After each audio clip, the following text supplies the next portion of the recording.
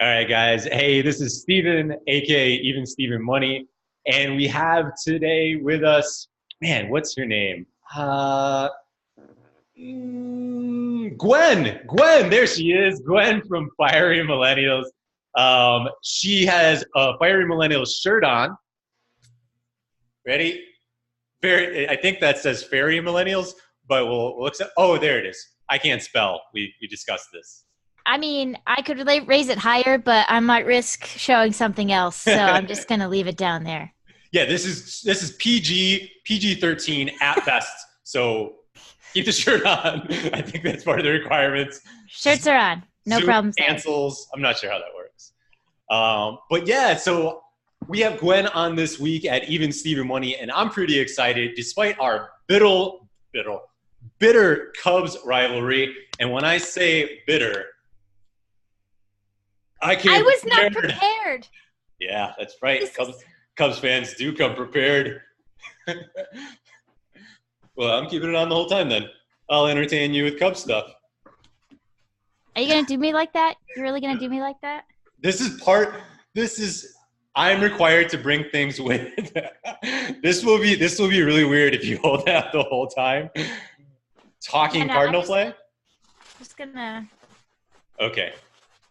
Well,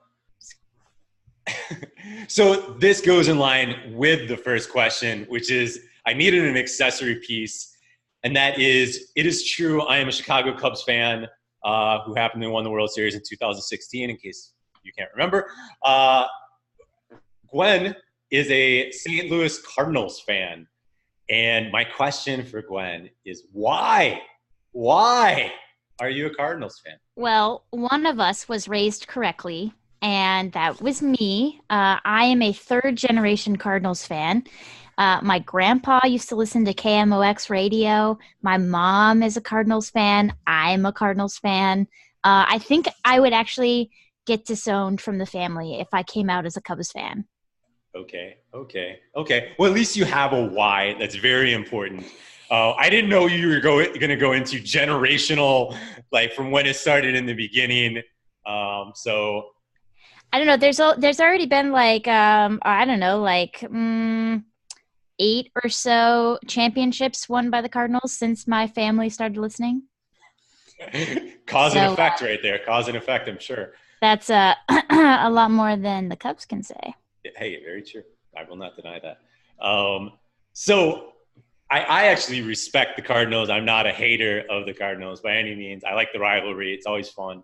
But I wanted to ask you another question, a little Cardinals related, was I saw you went to a game. I saw you got baseballs, autographs. Like, what's going on? I go to a game. I'm lucky if I can get a beer. If you can get the beer vendor to stop by. So the Cardinals were in town against the Nationals for a 4-game series, and I went to 3 out of the 4 games, and made a conscious effort to ramp up my spending just a little bit to enjoy the experience a little bit more. So I was sitting right behind the visitors team dugout on the third baseline. So I was literally like feet away from the Cardinals team as they were playing the games. And I have an advantage over you in that I am a young, pretty female and was able to, kind of like use that to my power and kind of bat my eyes and be like, hey, throw me a ball. And I got Marcell Ozuna and Paul Goldschmidt to throw me a ball. Paul Goldschmidt was funny, though, because he was like waffling on whether or not he wanted to throw it to me. And then I turned around and was like, I'm wearing your jersey, bro. Like, come on, give me the ball. I bought your jersey. So, yeah. And then the next day I was down by the baseline before the game started and got Paul to sign the ball. So you probably can't see it. It's up there on top of the shelf along with all of my other Cardinals things. I'm good. We don't want to see it. Yeah, no, that was a really fun time. Nationals ballpark is pretty good. And if you get the chance, I highly recommend doing an all-inclusive because the second day I spent about $100 on tickets. And then I also spent like an extra $30 on food and drinks and stuff. Yeah. And then the third game that I went to, I did all-inclusive and got $100 tickets off of some season ticket holder from the all-inclusive section. So I spent $100 on all-inclusive tickets, and that's it. That's all I spent. But I like ate my brains out and had all the drinks, and it was a really good time. I enjoyed it. That's awesome. Yeah. You don't see that too often either at the ballparks because, well, one, they're trying to make money, of course, but I've seen it at like the minor league where, you know, they put you on like a fan deck, you pay $25 and, you know, you're just hammering down hot dogs and beers. But yeah, that's pretty cool. I mean, yeah, you pay a little bit more, but it's probably all equals out to where, like you said, you end up really almost making money on the deal, or at least it feels like it, having a better time. Yeah, well, actually, the all-inclusive tickets were cheaper for me because I got them secondhand off some guy on Craigslist who was like, I have season tickets and I can't go, so $110. And I was like, literally an hour before game time, I was like, hey, will you take 100 for a seat? And he was like, yep. Awesome. And it's totally legit, too, because they can transfer the tickets via the baseball seating app or whatever it's called. So it's a pretty painless process. Very nice. We're giving people inside season ticket, Craigslist, a lot of information here. So I'm going to take this off now. I'm going to take the Cubs hat off. All right. I'll take the flag. Put it down. Do my hair. There we go. Done. Oh, as well. So there's a lot of stuff going on with you, Gwen. And I had it all queued up. I had the Fire Drill podcast all ready. And then you know how you open up like 17 tabs? And then you accidentally close. You're like, oh my God, there's so many open. Closed all of them, and I missed basically the announcement. I wanted to listen. I wanted to. But tell me, please tell me. So what happened? What's going on? Just the Fire Drill podcast, because I know there's a lot going on in your life. But okay, so Fire Drill podcast was started with me and my friend Jay from Millennial Boss. And we had done 155 episodes, and my life has changed since we started the podcast. I have a new job now, well, a couple different jobs. I have moved all around the country while doing the podcast, and just came to realize as I did like an audit of my activities that I was doing on a day-to-day basis or week-to-week basis of why am I doing this? Is this something that I enjoy doing? Is this something that I want to keep doing? And it came down that there were a lot more activities in my life that I wanted to do more than I wanted to do the podcast. So I left. Wow, that's pretty big, especially since it sounds like it was a big part of your life. I mean, 155 episodes is a lot. Absolutely, yeah. Because were you doing once a week? We started out doing 2 a week, and then we moved to 1 a week because 2 a week was a lot of work. Yeah, I can only imagine. That's interesting too, because I did something similar maybe 2-3 years ago where because I did really with not with the podcast, but I had a lot of things that I was just I was going here and here and here. And one of the main ones was I was spending a lot of time doing eBay. And so I would go to the thrift store, I would list the stuff, I would sell it, I would ship it. And then I was like, do I really want this $100 or $1,000 or whatever it was, right? Right. And I was like, you know what? I would rather not have that and get 10 hours or 20 hours back. And I did that like kind of like you did, where you went and looked at things and said, would I rather have this or that? Or like, what do I want to focus on? And yeah, I pulled back. So interesting that you did that and kind of something similar. Yeah, and I'm really glad that I did the podcast. I met so many amazing people. I learned a ton of valuable information about things going on in the world, different avenues that I could explore. I learned a lot about me and who I was as a person on the podcast, and just had a lot of fun with it. But it was time to move on, so I did. Yeah, that's fair. Absolutely fair. So you were back to the hustles, and you said you were learning a lot about yourself. So I know it's only been a short period of time, but could you see yourself going back to any of those side hustles? Is there anything that interests you a little bit that you think you might get a spark possibly? Yeah, I don't know. I've still kind of kept the Etsy up and running just because it's pretty self-sufficient, and I get a sale about once a month, it looks like. So I'm going to leave it up for $5. It's literally costing me like 20 cents per listing to keep it up for like 3 months or something ridiculous. So the cost is very minimal, and I felt like I expended so much energy that I could just keep it up and not have to like shut it down. Yeah. I could see myself maybe starting a podcast in the future if the conditions were right, but I don't think it would be going in as like a 50-50 partnership like I did with this one. It would be just like, hey, if somebody else wants to take care of all the work behind the scenes, and I will come on, record, and probably like promote it a little bit, like I would be okay with that. But there's a lot of work that goes into a podcast behind the scenes. And I equate to dropping the podcast as defragging my brain. Have you ever defragged your computer? Probably not. Okay. So it's less necessary now, but it was pretty necessary to do even 5-10 years ago. But basically it just like cleans up all the little threads of all the things like you've deleted, and kind of like rearranges things and reorganizes things. And so your computer can go from like 100% utilized to like 50% just by rearranging things. And that's kind of how I feel my brain did. You know, it felt like it was out of control, like crazy busy. And then I just like calmed everything down and organized it. And now I'm like, I have more capacity to take things on again. Yeah. Starting to breathe a little bit. Yeah. Now, so you're breathing a little bit. Things are going a little bit better. Go ahead. Take it in, breathe in, breathe out. So I read something when that I wanted to ask you a question, and I read it as optimal life is greater than or better than fire. Do you agree with that? Yes. There is overlap. Obviously, you can have an optimal life while being financially independent and or retired early. But for me, I decided that it was more important to enjoy the journey to financial independence and or retiring early, if that's what I decide to do now, than just, like stress out over, can I get my savings rate 5% higher in order to retire 6 months early? Like that was not what I wanted to do with my life. And so I've kind of stepped things back and kind of upped. I've as Ramit Sethi says, I've consciously dialed up my money dials, some of them. So I'm enjoying things like going to 3 baseball games in a row on a work week and, not feeling bad about getting a $12 can of hard soda or, whatever.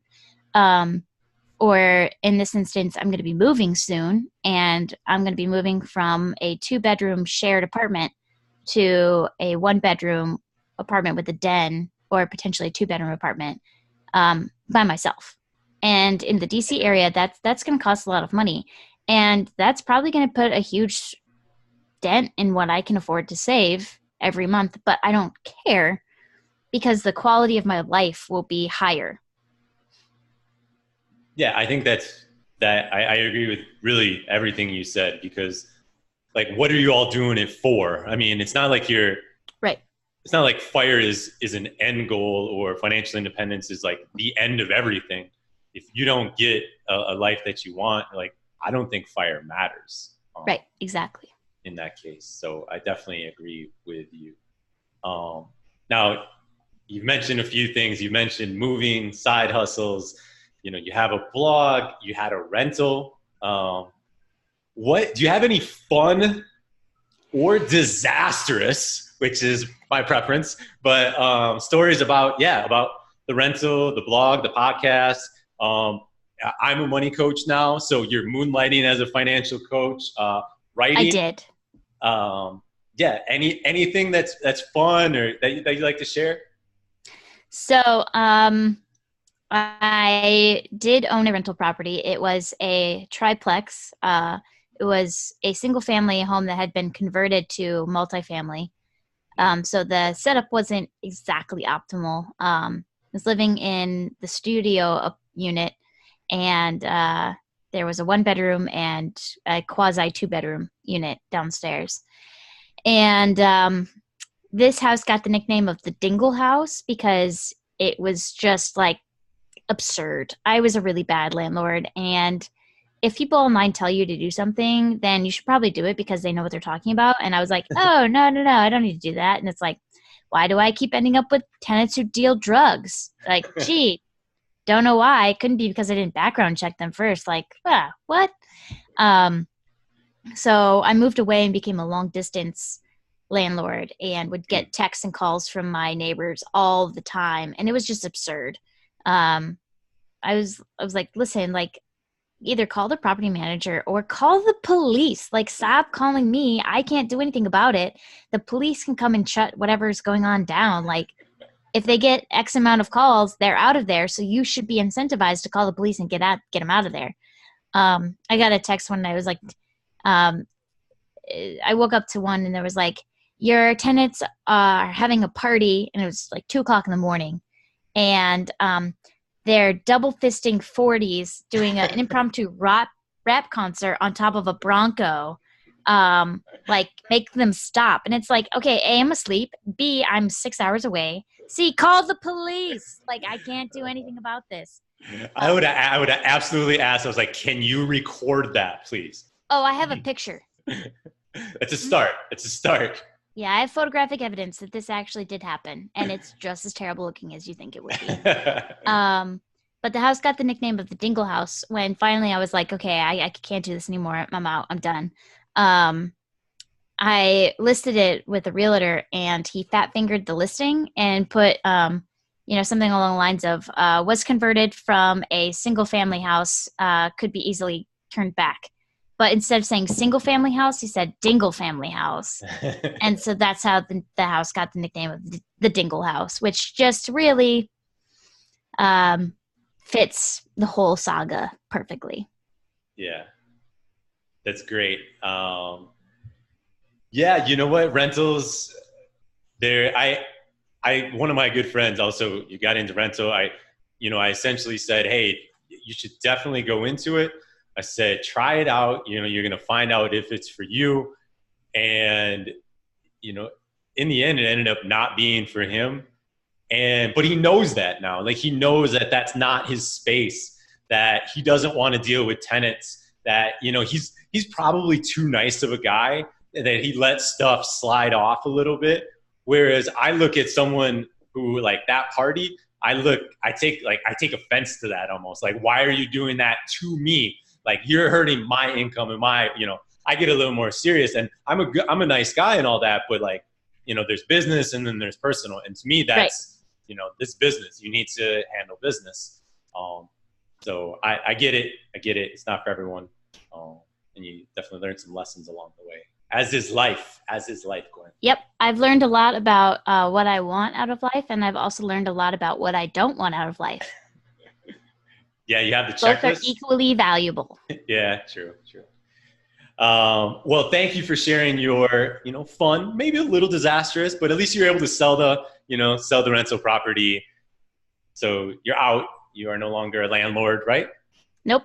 I sold it to some sucker from California who probably thought he was getting a great deal because it was under $100,000. Oh, let's hope he's not listening. You're not a sucker, sir. You are not. Oh, he's totally a sucker because I put $40,000 into that house and it needed at least $50,000 more of repairs. Yeah. Yep. Oh, man. Gwen, I need an update from you. You and I, we are while rivals. We are peas in a pod with some stuff. I am a big fan of the themed year, and you are as well. I saw that you have this year as your year of focus. Yep. Now we are almost halfway through the year. How's that going? Yeah, I mean, are you focusing on things like? What did you have goals? How is that working for you? Yeah, so I've looked back on some of the themed goals that I've had for the years, and they sound a little pretentious, but that's okay. So I wanted my goal to be consistency, but I realized that I couldn't be consistent at anything without focus first. So I needed to focus on focusing first, and then I can focus on getting consistent results. Okay. So one of my goals was to go see a therapist because I didn't know how to get more focus in my life. Okay. And I did do that. I went to see a therapist and learned a lot and had a really good time there. Therapy is draining, but Do you lay totally on a worthwhile. couch? Do you lay on a couch? Is I that didn't real? lay on the couch, but there was a nice leather couch for me to sit on. Okay. Yeah, it Just was wondering. good. Um, so housing, I did manage to accomplish part of this goal. My goal was to find my own place, and technically, this right here counts. Although my roommate, who is Aaron from Reaching for Phi, is abandoning me, so now I have to find another place to live. But that's okay because I got a new job across the river in Northern Virginia, so I'm just going to move back to Northern Virginia and call it even. Um, Housing in this area is ridiculous, so that's going to be a trick to find something. Um, Another one of my goals was to get back into the dating world. Okay. I was in a relationship last year that ended in October, November timeframe, and honestly just needed to take some time off and rediscover who I was and recover a bit from the last relationship. So I wasn't really looking quite yet to get back into the relationship until I realized that one of my former coworkers now is actually really cute and we got along really well. And so we just kind of stumbled into dating, which is weird because it's been a very deliberate process for me otherwise. But that's a good one. And then since I moved all the way out to the East Coast, because, originally I was from the Midwest, hence the Cardinals fandom. So now I'm here on the East Coast and I'm so much closer to so many more things than I ever was. I feel like I've explored the Midwest a lot, but not really the East Coast.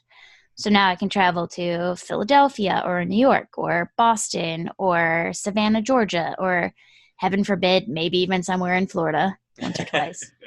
I'm out of town. Yeah. Um, and then another goal. Oh, so that one's going well. I haven't been maybe quite as good as I want to be, um, but you know, there's still time to improve on that one. Um, and then one of the other goals was hustling. So I can pretty much just scratch that one off completely because I did do something with it. Um, and that was to quit everything. So not quite the way I thought things were going to go with that, but that's okay. And then I wanted to get back into more of my hobbies, which now that I'm not hustling and filling my brain with, online hustle stuff, Yeah. I can do. So I get back into quilting and I just started swimming again, which is something that I really love doing. I've taken up biking and I'm getting back into shape doing all of those things. And then so that's kind of like a half check mark, but there's something that I want to try later in the year, and that's stand-up comedy because I Oh, think I'm okay. pretty funny. Okay. Um, and I think that I could do stand-up comedy. So I just want to learn more about it and maybe get up there in front of a mic for like a 2-minute set or something. Yeah, that's one of those with the stand-up comedy. It's like it takes a different person. I know that. Yeah, But yeah, really interesting because plus there's people out there who you're like, well, that guy's really not that funny. Like I think some people would say Jerry Seinfeld really isn't that funny, but he does things that are hilarious. Like all of like in the entire show and how he makes observations. Like that's just a different comedy, and it's like a different person than a lot of different people out there. So good luck with that. I would love to see it. It'd be entertaining. I know that. right. That's all I want. I'm here to entertain. Um, so then the other thing that I was going to focus on was finances. And last year, I didn't really bring in a whole lot of money. I felt like I spent a whole lot more money than I earned, Sure. which is not normal for me. So I'm working on getting my finances back in order. I've got just a little bit of 0% interest card to pay off. And I think otherwise, I pretty much knocked everything else out already. So that's great. on a good start for that one. Yeah, that's good. Sounds like the year of focus is focusing in, to use the words, to use the verbiage. But that is everything that I have for you today, Gwen. I really appreciate you dealing with everything. With all of our questions, all of for coming on the blog, coming on Even Steven Money. That'll be out very soon, very shortly. So you can check it out on evenstevenmoney.com. But forget about me, Gwen. Where are you nowadays online? And let the people know. So I quit all the side hustles except my blog because I don't really consider that a side hustle because I don't really monetize it. So you can still find me writing occasionally at fierymillennials.com. And if you're like Steven and you can't spell very well, then you just Fiery Millennials with double L and double N. And you should get there. And then also I'm on Twitter at Fiery Millennial and on Instagram and pretty much every other social media site under Fiery Millennials. Nice. Well, once again, thank you, Gwen. I appreciate it. I hope to see you soon at FinCon and who knows where else, but I will definitely be at FinCon. And again, thank you. And you have coming to my town now. You have you know what? I'm done. I'm leaving it at that.